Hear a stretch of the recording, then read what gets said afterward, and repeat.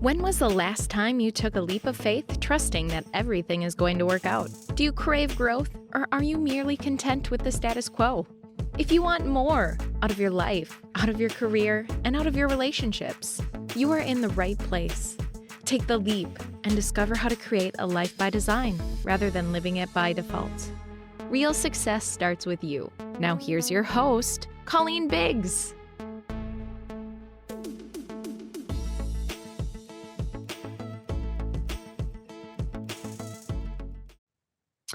Hello, listeners, and welcome back to another episode of Take the Leap. As always, I am your host, Colleen Biggs, and I am just melting over here. I'm just going to admit, we are dead summer now. So all of you are feeling the heat, and I have seen so many Instagram stories and posts about people going to cooler places to hang out for the summer, especially if you live where I do in Arizona. Or where our guest Randi Deckard lives in Texas. You're melting because we're in monsoon seasons. There's some humidity. The heat is sweltering, I guess is the right word to say.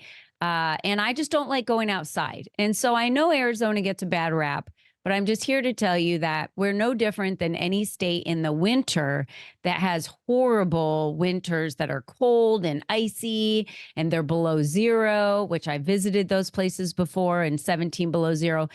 It's not tolerable. So you stay indoors. We do the same thing in the summer here. In Arizona, I was telling Randi, I go from an air-conditioned house to an air-conditioned car to an air-conditioned building, and then do the same thing in reverse. And I really just don't frolic outside much. I love it when people are like, "You're from Arizona. Why aren't you super tan?" I'm like, "You go lay out in that heat." I'm not going to do it. I know I'm not going to do it. So we're going to get into owning your journey today. You know, this podcast was designed specifically, and I did this on purpose, because so many individuals out there still kind of have the wool pulled over and they think they've been dealt a hand and this is what life is. They don't realize, and if this is you, I just want you to listen up, because if you're hearing this, you're meant to hear it today. And maybe Randi and I are the ones to give you that message, that you do have a choice and you do create the life around you, and you can make changes to your life to make it better. So we're going to talk about how do you own your journey today. Randi's got some really great stories. I love stories to share today. But before we get to Randi, I want to thank our sponsor of today's show, Paige Morlino Real Estate. Choose excellence in real estate with Paige Morlino, a seasoned 8-year Arizona realtor at Realty One. Grounded in core values of honesty, transparent communication, meticulous detail, and unwavering commitment, she brings true value to every home journey. As a full-time and full-service agent with a vast network, Paige leverages diverse avenues and masterful marketing, ensuring each property and client receives the attention they deserve for a successful and rewarding real estate experience. Elevate your real estate venture with Paige today. And there's a link below for you to instantly check your home's estimated value. I'm checking it all the time because, for a while there, they were up really, really high, and then they dropped, and now they're going back up. So your home's value is very important. And if you own a home, I would just click on the link and check it out. And if you don't live in Arizona, that's not a problem, because she says she's very connected and can get you connected with a really great real estate agent that's trustworthy. I think today that's kind of a big focus, and honest, because I hear in 2025, rates are coming down. We should just have this background of, rates are coming down. I mean, I don't know about Randi, but I'm in my 50s. And when I bought my first house in the early 90s, like maybe 92, it was probably like 8 or 10% or something really, really high. Yeah. And it was like, oh, it's whatever, back then. But today, it hit 6 or 7 and everyone's freaking out because we were at 2. I was freaking out when we were at 2. I was like, they're just giving away money. This is insane. So I don't think real estate agents are telling me they don't think they'll ever see those rates again for a long, long time, if ever. So start getting comfortable understanding that high 5s, 6s, 7s, that's going to be the more I would say median moving forward. And remember, commercial real estate lags behind that just a little bit. So if you're looking at commercial real estate, wait a little while because those rates come down and they follow residential real estate, which a lot of individuals didn't know, especially if you're an investor in commercial real estate. Okay, here we go with Randi Sue Deckard's career history. So her career trajectory is captivating story. We're going to learn some of that today of transformation and resilience. So transitioning from a clinical lab scientist to a GTM leader. Now, I don't know what that is either. We're going to ask her. Her journey is a testament to the power of embracing change and leveraging data-driven decision-making, which we're going to find out more about today. Her journey and expertise offer a unique perspective on navigating career transitions and overcoming fear, making her a compelling source of inspiration for those looking to own their journey, which we want to do today. Randi, welcome to today's show. Thank you so much for having me, Colleen. I'm really excited for this. So let's just start with the basic one. You transition from a clinical lab scientist. Tell us a little bit about the clinical lab scientist, because I've seen them on movies, but I don't really know what they do. Sure. So I worked in a lab. I started out doing research, but I was considering going back to medical school for forensic pathology. Mm-hmm. So think like NCIS, where they're doing things Nice. Behind the scenes for like crime. And I have 100 autopsies under my belt because I was serious about this. And you performed autopsies? I assisted. Okay. So I am not a pathologist, but I assisted because of my background. I'm also trained as a pathology assistant. So I assisted in 100 autopsies. I don't think I could do that. Did you? I'm so much fun at family dinners. Oh, did you? I mean, when they had us dissect the frog, many people my age remember that back in school. And I was like, This is not fun. Yeah. So I was the kid, grew up in a rural area, both in Canada and overseas. But I was the kid when it was time to deal with the cattle. Can I have the eyeballs? Okay. And I would pull them apart because I was curious. I was always fascinated, not a psychopath way, but absolutely curious. I love that about word, how things worked. Mm-hmm.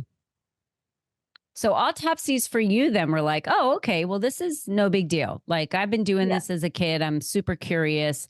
I'm even more curious now. So as a clinical lab scientist, what was your main focus and for how long did you do that? Yeah, so I was a clinical lab scientist for about 15 years, and I did multiple things. I did research, I worked in regular labs. So, you go get a blood test. I would be one of the ones behind the scenes performing those tests. I actually ran labs of up to 300 people. And, throughout all of that, like the main thing that I did was, focused on quality and of lab testing, and then also like my leadership skills. Like I said, at one point I was director over a lab, and so it's not just managing people, but there's healthcare and is heavily regulated. And as you can imagine, you want something like that to be accurate because you don't want to get a wrong diagnosis. And I think one of the things that most people can relate to is whether it's something like HIV, like you don't want to give a patient a diagnosis that they're positive unless they're truly positive, right? Yeah. So accuracy and attention to detail were just part of my DNA in everything I did, from research to assisting in autopsies, because obviously to give the family closure, but also in criminal cases, making sure that the evidence would stand up in court. Yeah, that's a big piece of what happens in the end. So you went to a GTM leader. What is a GTM leader? I've never heard that before in like all my years. So I think every industry has their acronyms. Healthcare has their acronyms, sales has their acronyms. So GTM is go to market. And all that means is a go to market leader is someone who has, responsibility for driving and attracting business as well as keeping business. And so there are different areas of the go-to market. You have pre-sales, whether that's Mhm. marketing, brand awareness, you have the actual sales process, and then you have post-sales, customer success, keeping the customer, the loyalty part of it. And then there's also like the financial aspect, like how much it costs, your business unit economics. So Mhm. yeah, that's the go-to market leader. Okay, that is a huge shift from being a clinical lab scientist. So what happened? Give us the bridge on. Yeah. So my pathologist mentor and my husband, both approached it from two different ways.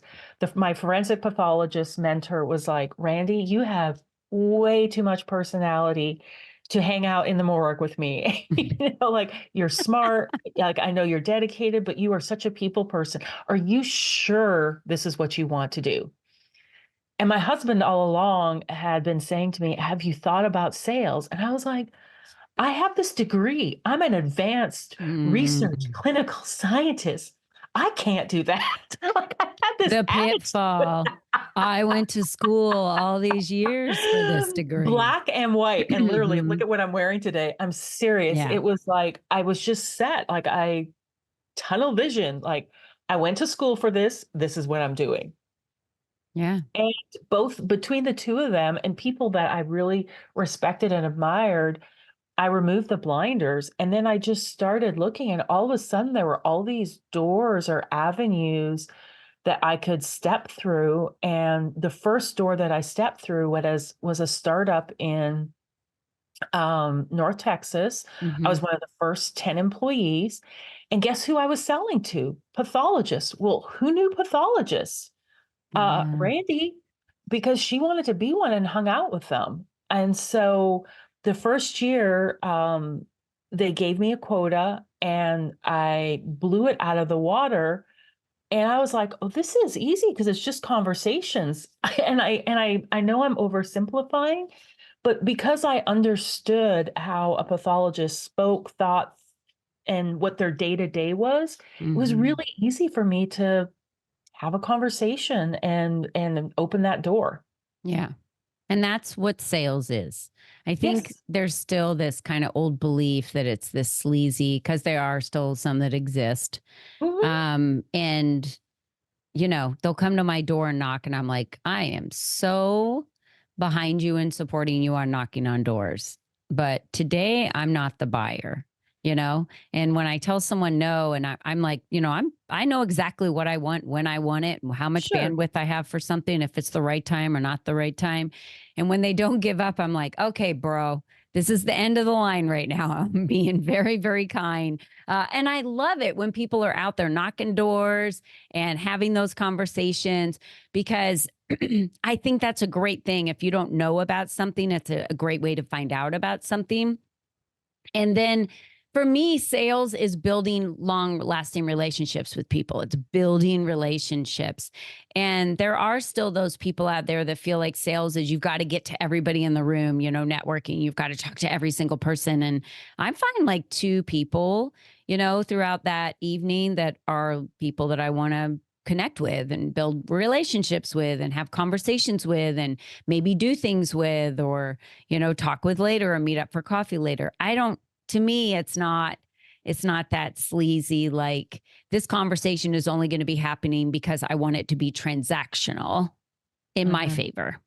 Right. And everything you said, I'm nodding my head, but I'll just add that's why I resisted for so long, right? Yeah. Especially my husband from the get-go when he had been saying you should be in sales, I 100% resisted because I had this vision or thought of what a salesperson was. And you're 100% correct. It's about a relationship, Yeah. it's about long term. and it's about quality over quantity. Yeah. And the reason I got into healthcare in the first place is I wanted to help people, right? I initially got into research to help people. And this is no different. And in fact, I feel with sales, I get to help on a larger scale because I'm not just helping that individual, I'm helping them and their organization. And that reframe or just changing the way Mm. I thought made all the difference. And in the past like 2 years, I read a book by Andy Paul and Selling Without Selling. And I was like, yes, that's me. Because it's always, I always Mhm. say sales is just a conversation. You're making this way Yeah. too hard. Yeah. And you have to understand your buyer and talk like your buyer. And sometimes the timing's not right or it's not for them. Mhm. Okay. But build a relationship because you never know when the timing might be right, whether it's Yeah. at that organization or they move on. But if you're short-sighted and transactional, as you mentioned, you're Yeah. never going to build those long-term relationships and have some of those seeds bloom Yeah. in the future. And it can be as long as 20 years. And I know people Oh don't like my to hear that, gosh. but Yes. I was sitting next to someone yesterday at a networking event, and her name was Michelle. And she said, 20 years ago, I met this individual and we helped them with a house. And then she said, little touch points here and there over the 20 years, they referred some people to us. And then she said, before you know it, they reach out and they're like, okay, we're ready to sell again and we want to buy another house and we want you to help us. And she's like, 20 years later, because I just stayed connected with them, put some touch points in there. And I think that's the most important thing is we need to remember the buyer buys on their timeline, not the seller's timeline. And I think sales, when it's forced, it's the seller's timeline. Like, you've got to buy it from me now because I have quotas and I'm going to bug you, and I'm going to shove it Yeah. down your throat. And it's like, no, no, no, no, no. We're on my timeline. And you're right. I think it's changing. I think that cliche is changing. But I wanted to ask you the question, how you said you leverage data-driven decision making. Yeah. So one of the things that helped me really accelerate Mhm. everything that I did from that moment was my scientist background. So, and as a research scientist, writing down your processes, and then once you do an experiment, looking at the data, what worked, what didn't work. What's the one thing that I should try? Because in experiment, you can only pull one lever at a time because otherwise, how do you know? Was it the Yeah. temperature? Was it the chemical? Whatever. Applying those same principles to my process, it was like, okay, this is how I want to approach a conversation. And like I call them frameworks, not playbooks.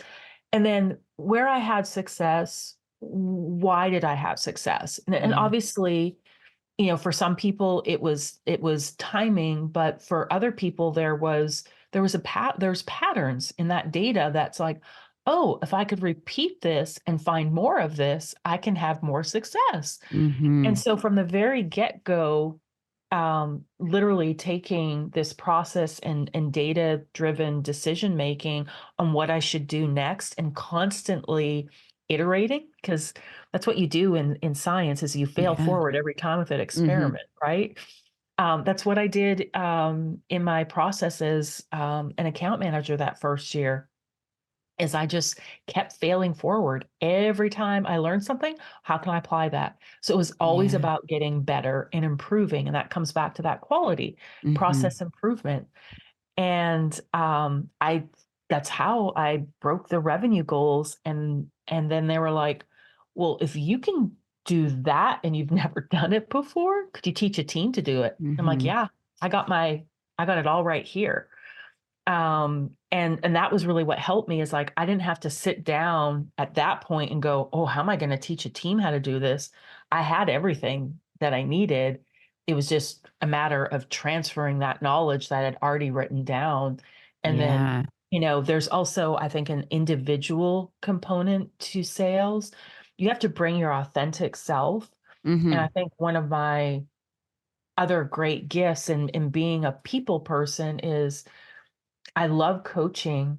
And for me, there's a difference between a coach and mentor, but coaching for me and being a leader is bringing the best out in that person, even if they Yeah. don't see it themselves. Yeah. And I think you even said it earlier, like having that belief in yourself so you can Yeah. do something when we were talking before we started. And that's so important because sometimes people can't see it in themselves. And Hmm. so I think that's one of my gifts and superpowers that anyone that I've worked with is that I love to coach and show them that they can do it because I believe in them. Yeah. And it's amazing to watch the transformation when they start believing in themselves and taking action, and being more proactive on their own because you know that's when they believe in Hmm. themselves as well. I love It's to hear you talk about it as coaching and not managing, because yes. mm, I would say most of the time, someone in a leadership role in corporate America would call it management or leadership or all these other, and you say, I'm coaching them to bring out the best in them. It's no different than dropping our children off at baseball with a coach or Mhm. soccer with a coach or ice skating with a Yeah. coach. They're helping them with the skill sets and bringing out the best in what they see they're capable of doing, and really helping them see that for themselves as well. And I've had some great mentors over the years, and mentors give great advice, right? Yes. But I don't think coaches necessarily are just advice givers. You know, they're No. there to really help you draw out the areas that you yet don't see in yourself, or maybe you're not as confident with what you see in yourself. So, when we talk about owning your journey, I own my journey, every part of my journey. And I Mhm. haven't always been this way. And I've talked a lot about it over the last 181 episodes on my podcast about not always owning my journey and the way it was before I really understood, like, hey, I do design my own life and I can make the changes whenever I want. And there were times in corporate America where I was just scared to lose my job, and it never even the thought never even came to me, like, oh, you could just go get another one. Like that Mhm. thought never came to my mind. And now it's like, well, I think I'm pretty much unemployable because I don't want to work for anybody anymore. I really love the freedom and knowing that I can create income, go on vacation. There's all these different things I can do, own a business if I want, hire employees if I want, make a change in the company if I want. I love that freedom to be able to do that quickly without the slow red tape. Um, so for owning my own journey, for me, it means to have that freedom, and own that these decisions are mine. Well, for Right. you, Randy, what does owning your journey Owning mean? the journey for me is about, I would say similar, and it's controlling the controllables, right? So there Yeah. are things that are in my control.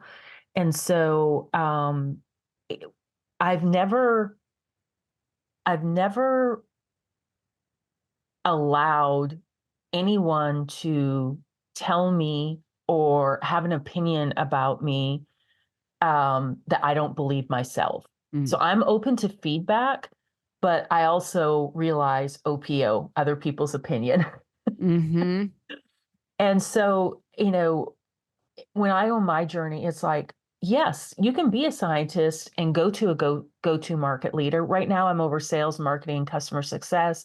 And some people are like, I don't understand how you could do that, or, you didn't have SaaS background, or you didn't do this. And I'm here to tell you that, sometimes not having certain experience is even better.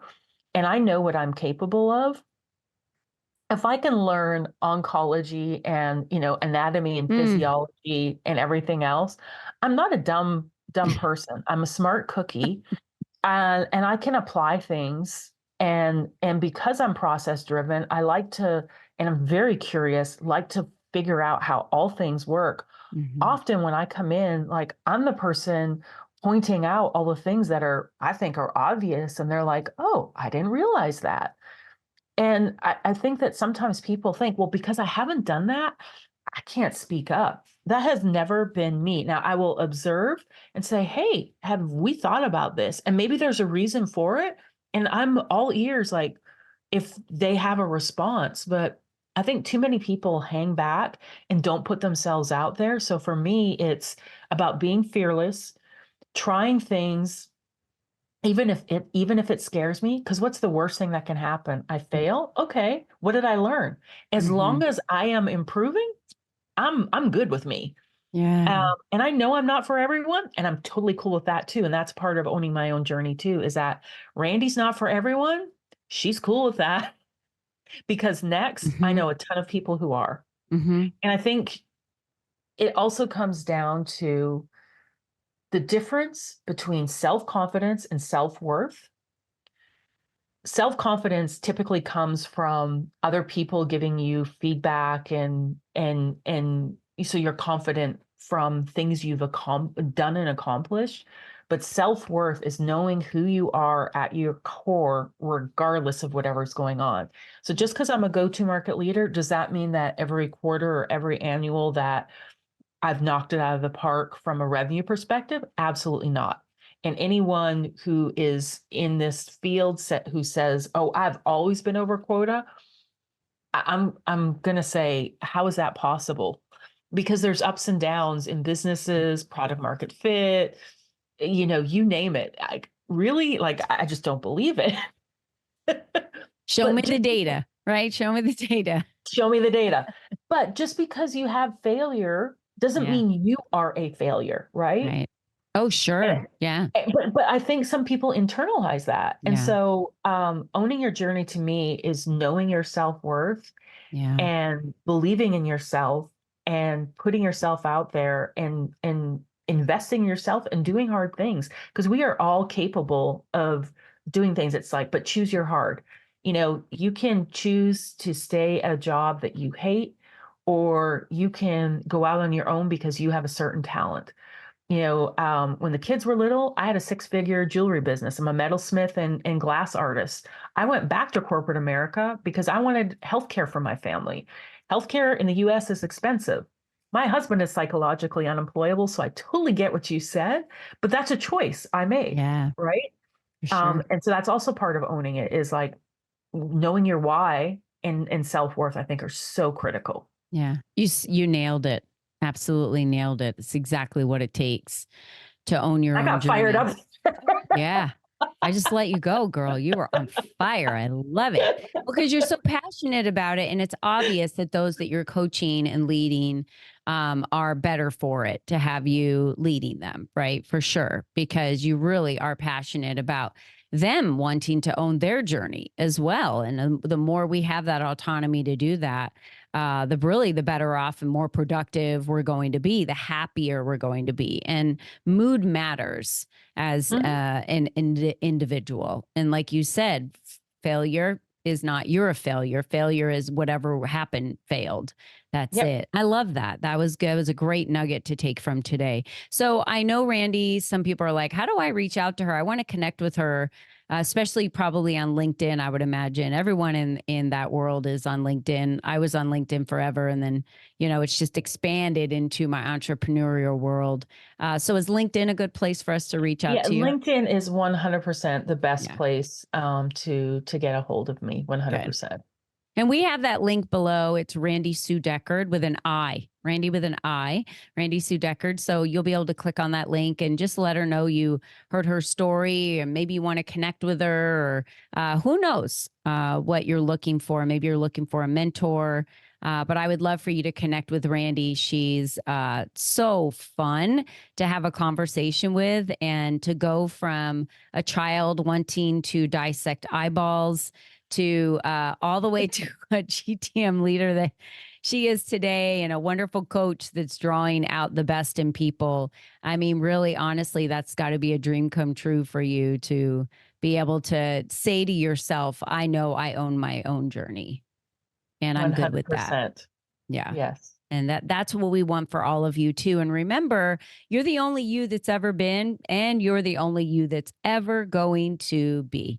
This is your journey, not anybody else's journey. It drives me crazy that people, are people pleasers and they're so concerned about other people. And it's like, what about you? This is your journey. What do you want out of life? What do you want out of this journey on earth? And I think owning your journey is a really great place to start in looking at, am I happy with my current journey, and does there need to be some change? Just ask yourself that question today. And if you could, I had some exercises journaling this morning, and the book I'm reading said, if you had five years to live, what would you do different in your life today for the next 5 years?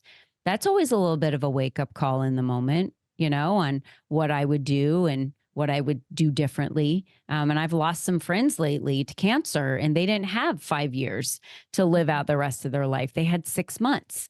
And so what does that look like for your life? Are you dying saying, I'm happy with what I did with my life and who I was with and who I inspired and who I am as a person? How proud I am of that? Or do you need to work on owning your journey? That's what today's episode was about. And we're so happy Randi was here today to tell us a little bit more about her journey and her stories that inspire us. Of course, I'm totally inspired by what she had to say in her journey. And I was curious a lot about when she talked about being in a morgue, and I had to dive into that more, and I'm sure you were curious too. So Randi, thank you for being so honest today. Thank you for being transparent and open and inspiring our listeners. Thank you. All right, everyone, until next time, don't forget, be you and be strong. Bye-bye for now.